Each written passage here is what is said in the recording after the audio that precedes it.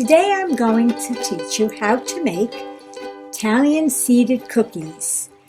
As you can see, the index card with the recipe on it has been around for a long time. It's been in my recipe box since I was a young married girl, and it was handed down to me from my mom.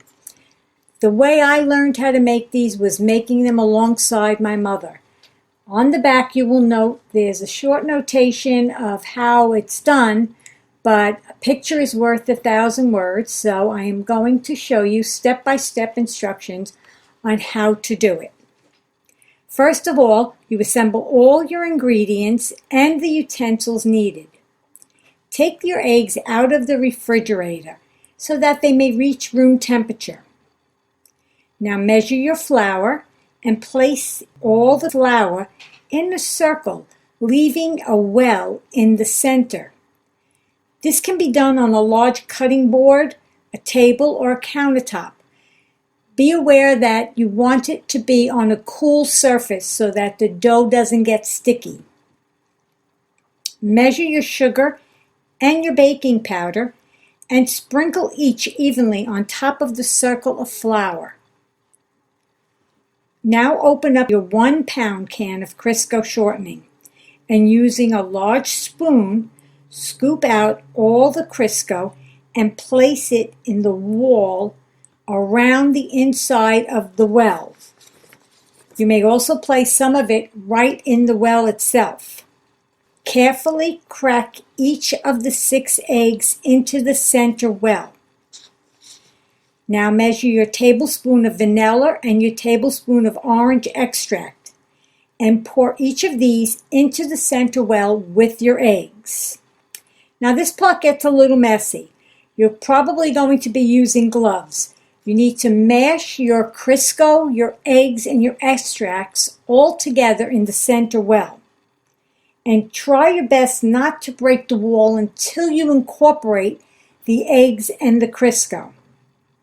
Then slowly drag in your flour and your dry ingredients so that you will eventually have a dough.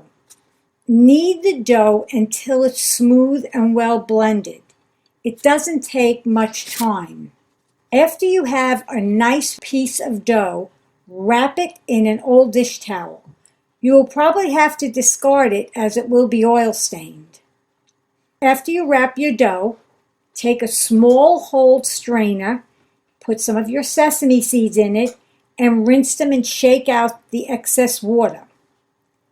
Put these seeds in a bowl and keep the strainer handy as you will be repeating the step as you deplete the seeds. Pour a cup of milk into another bowl. Set it next to the bowl of seeds. Place a scoop of flour either on the corner of your work area or in a bowl near your work area, because you will have to flour your gloves or your work area periodically to keep the dough from sticking. Lightly flour the counter before you even begin rolling. Cut a small piece of the dough and wrap what's remaining. Dust your gloves or your hands with the flour as needed. Start rolling the piece of dough into a rope. Sometimes it breaks apart. You may need to dust the surface with flour often.